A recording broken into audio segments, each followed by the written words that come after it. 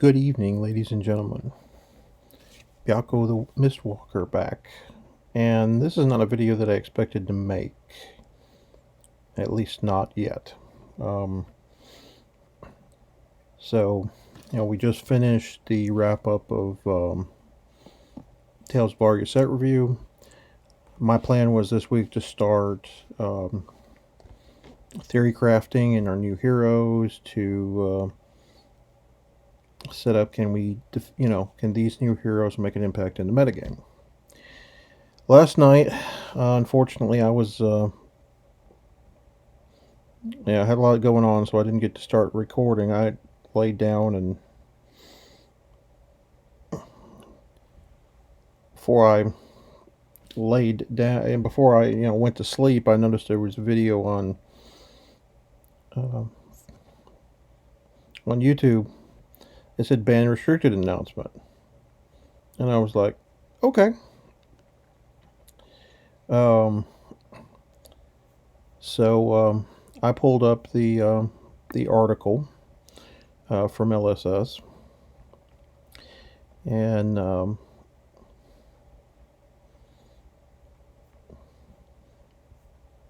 I've got definitely have something to say about it.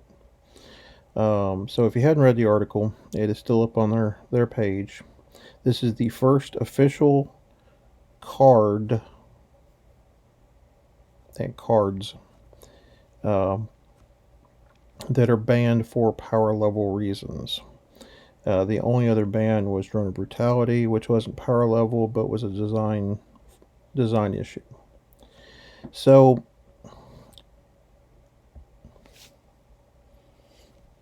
Seeds of Agony has been banned in both Classic Constructed and in Blitz in all three colors, all three pitch values. Now, many of us that have played against Chane could say that this card's a little is a little powerful, not because it just does one damage, but because it's an easy card that you can banish either through Soul Shackles, Shadow of Ursa, Soul Reaping, etc., and get excellent value, right? And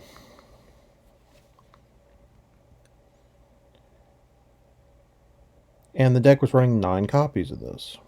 So it was, other than Riftbind, by far the most innocuous card that could be played from Banish Zone in the deck. But the part that annoys me is in the second section. Why now? Tales of Aria might fix it. Which I agree that their stance that the ice mechanic might slow him down. Oh, no, not quite that section. And I also understand why they didn't want to ban it midway through the national champ season. So their timing, I guess, seems right for that. Okay, so how did the seeds grow to become the monster it is? During the development of Monarch, we were planning for a significant season of limited format callings events and a mid-year national championship featuring Monarch Booster Draft. Of course, the prolonged status of COVID wrecked these plans, and Monarch limited calling events that were scheduled for Taipei, Singapore, and Melbourne all canceled, and the U.S. calling series being pushed back to begin with Tales of Aria. National champs also got pushed back to quarter 4.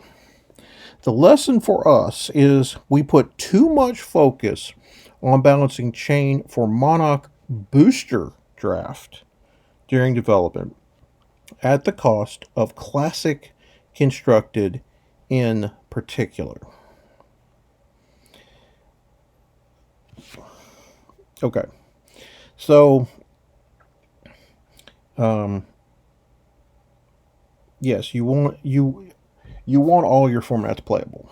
You want your sealed and your draft playable so that people will be willing to sit down and play the experience, and it be fairly balanced between all the heroes. And you want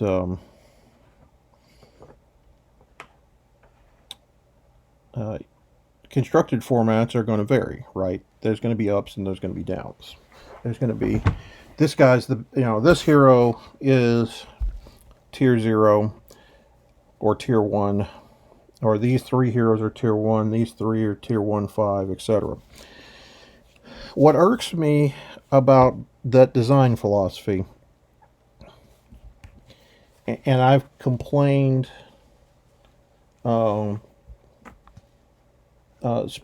particularly to Wizards of the Coast about this, which is one reason that I have always never really liked Wizards' philosophy. They put so much emphasis on sealed and draft that some of these cards that are very innocuous and seem fine in sealed and draft sneak through and they blow up formats because they do not test properly for formats. Now, I'm not speaking ill of what LSS did overall. There are cards that sneak through, but while sealed and draft needs to be a component of what you're designing, you must design for your constructed formats. You absolutely have to do that.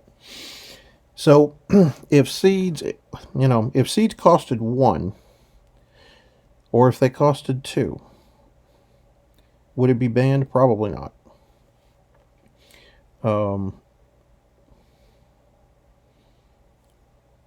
But since it costs 0, they have decided to ban it. While I applaud LSS for coming out and saying, James White in particular, coming out and saying, we didn't test it for that format. Well, James, I don't know you personally, but obviously for you guys to have worked 7 years on this game, on the lore and everything, the mechanics of the game, the design of the basic design of the game, you guys are incredibly intelligent, and this is a beautiful game engine. But take it from somebody who has play tested for multiple game companies. You absolutely have to play test each and every format.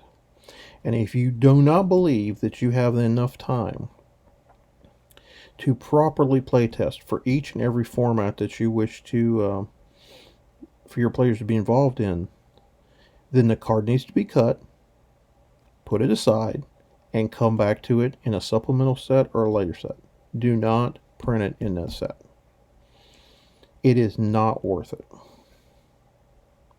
Now, of the other cards, let's see.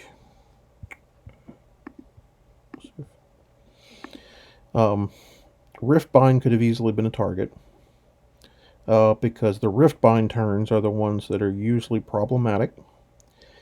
And I'm somewhat surprised that they didn't target this. Because the turns that Chane does the most damage is when they get off multiple seeds and multiple Riftbinds. Now, I can see the argument why they did go with seeds. But Riftbind is definitely a culprit as well because you're pushed to trying to do as many non-attack actions in a turn. Now, they also said they were watching Unhallowed Rites as a card. Now, it is very possible that they could have banned Unhallowed Rites instead of seeds, because once you play seeds, the only other way to get it back into your deck or into the banish zone currently was Unhallowed Rites. So they could have they could have banned this card. They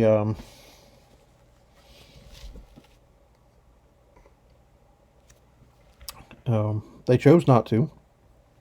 but it is definitely on their watch list. Um, and I can understand how the recursion could be a problem. Um, the deck only runs 3 Unhallowed Rites,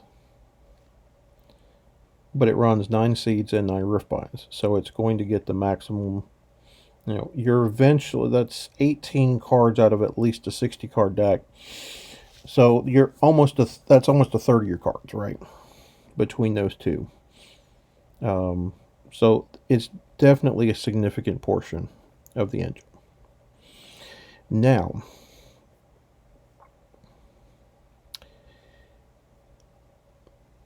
they also go in to say that about Living Legend, why ban cards while there's the Living Legend policy, and they don't want that to only be a safety valve to purge overpowered decks from the format. It's to serve a role as a role of honor, to recognize excellence over the history of the game, and to refresh the metagame from time to time. We don't view it as something that is there to clean up the mess. They still believe that Chane will continue his march toward Living Legend status, even without Seas. But they just feel that it will happen in a more positive way. As of right now, I do not know if that deck can survive, because that was as I recall, looking over the particular blood deck cards that it plays that cost 0. That's the only one, other than Shadow Verser. So it's the only non-attack action. Everything else is either a Shadow card, a Shadow Runeblade card but doesn't have Blood Debt, or is a Runeblade card. And none of those can be played from Banish Zone. So there's definitely more risk. We'll see if someone can come up with a deck list to continue to win without being painful or oppressive. Now, this is the one that definitely the community is much more up in arms about.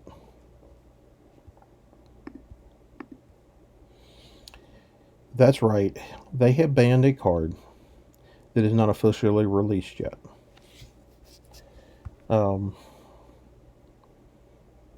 They have banned Duskblade. Now, let me read a portion of what they say here, and I'll go into what I think here. So they first admit, we made a mistake. This card was added to Tales of Aria late in development, and it's not a part of the core elemental theme of the set. It was added for its flavor. It was a callback to Monarch's War of Light versus Shadow, being the Demistry's counterpart to another iconic weapon of Wraith, Solana's Dawnblade. Unfortunately, Duskblade was not subjected to classic constructed testing process it should have been, particularly being a weapon that starts in play and influences every turn of the game. Duskblade invalidates control strategies in classic constructed, where over the long game it reliably accumulates upwards of 10 counters. So it has been banned in classic constructed. They have left it unbanned in Blitz, as the nature of the format leads to shorter games due to the presence of top-performing aggro and combo decks such as Ira, Dorinthi, and Kano. But they will watch that closely, and if they have to ban it in Blitz, they will. We apologize and feel embarrassed for this mistake and are taking learnings from it to better improve our development processes. So,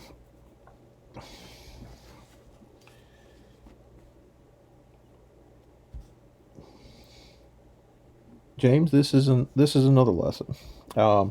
Magic history. What happens when you add cards late to development cycle or make changes late in a development cycle? Well, Skull Clamp in Mirage, or excuse me, Darksteel, was an artifact that I think it gave equipped creature +1/+0, and when equipped creature dies, it draws a card. It wasn't seeing play, and late in the development cycle, they made the change to it that it would draw 2 cards, and it went from a +1/+0 to +1/-1. That was a ridiculously powered card in a format with Arcbound Ravager that allowed you to sacrifice an artifact and put a +1/+1 counter on Arcbound Ravager.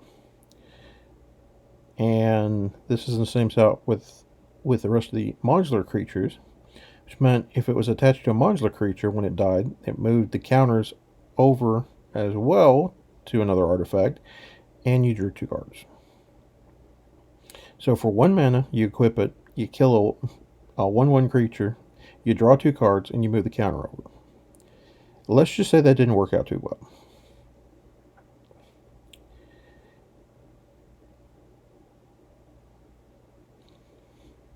If I'm not mistaken, and I'm trying to remember off the top of my head, Jace the Mind Sculptor was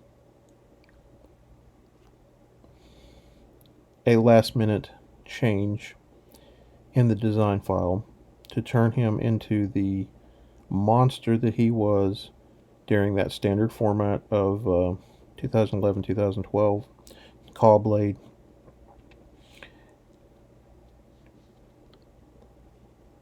And made him a multi-format all-star for the duration of its. Now it's lost some power now. It's not nearly as powerful as it was as power creep continues to come in. But both of those are examples of things that you don't do. Adding cards to the design file late and adding and making late changes that cannot be properly tested in formats are bad ideas.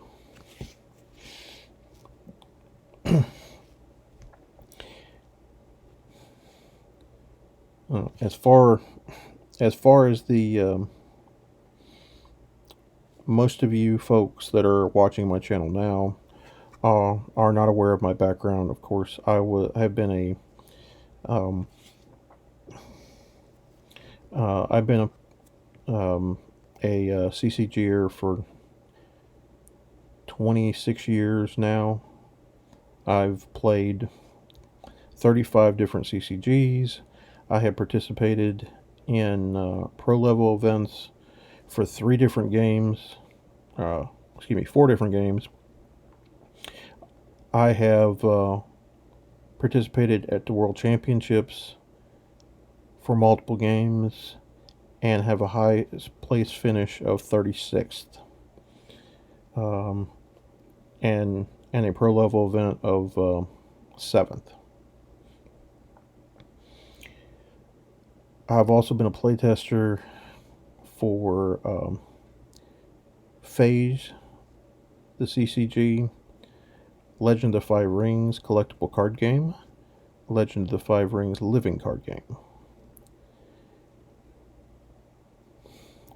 Probably between the two, or between those, probably 13 to 15 sets that I've been a part of. So I have some experience on the playtest side where identifying broken scenarios, combos, and cards was what I got paid to do. James, I love this game. I think you took appropriate action for these cards. However, make note, don't be making late change design. If the card is underpowered and you don't have time to properly give it its playtest worth, you need to push pause on the card. If you have to cut the card from the set, cut the card from the set, put it in your design file, come back to it later. You've got supplemental sets, you've got future designs. Um, there's other ways to get cards correctly balanced. This game has been fun, but I will say that the Dusk Blade that I pulled Sunday at the pre-release at Need Now Toys and Games in Murfreesboro, Tennessee, uh, feels a little bad. I'm kind of glad that I didn't um, sell it to anybody. I had a friend there that wanted it, and I told him, let's wait till this, we get our product, make sure you don't pull one, etc. Um, and I'm glad that I told him that because he was willing to pay 300 right there easily, and of course it was cold foil. So, um, and James, I'm just gonna make this pitch. Um, if you feel you need more hands at playtesting constructed formats, you know, I'll send you my resume. So, yeah, while I inevitably agree that this is the right thing, it certainly has a lot of feel bads for sure for a lot of people.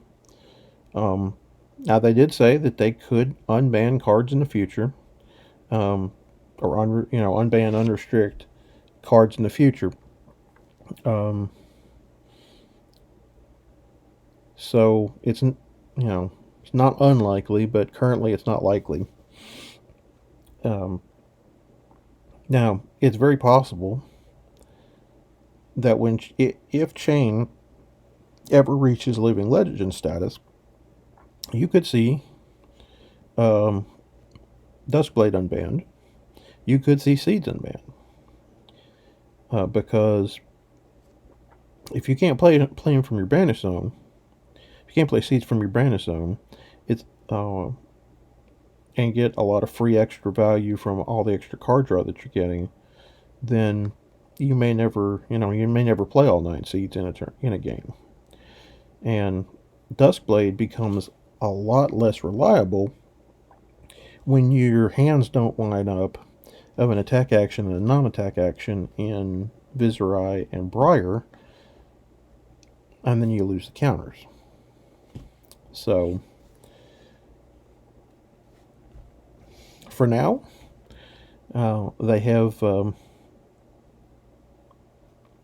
they've been hit with Anothos, the Banhammer, and we'll see how the format shakes out now. Until next time, even in Wraith, there is no escape from the tiger.